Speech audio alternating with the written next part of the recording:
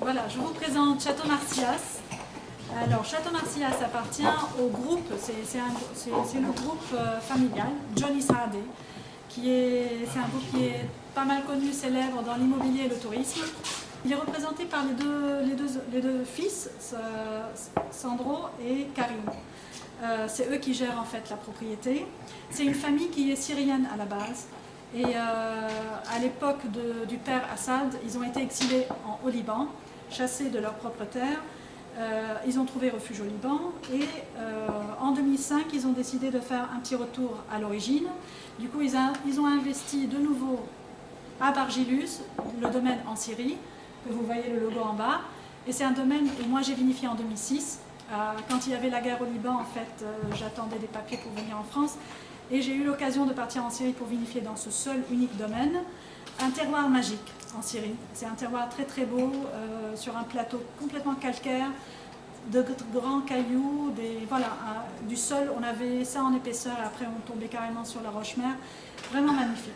Du coup voilà, moi je vous parle maintenant du Château Marcias. Alors ils ont investi à peu près 15 millions d'euros pour l'achat de 55 hectares au village de Kefraya. Et ça a été en 2005, du coup ce qui est équivalent à 270 000 euros l'hectare.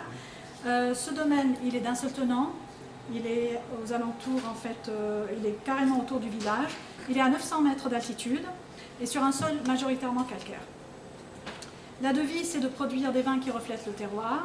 C'est un vin qui est conseillé par Stéphane de Renoncourt. La production annuelle est de 300 000 bouteilles par an. Ils en produisent deux vins, un vin rouge et un vin blanc, pour faire très simple.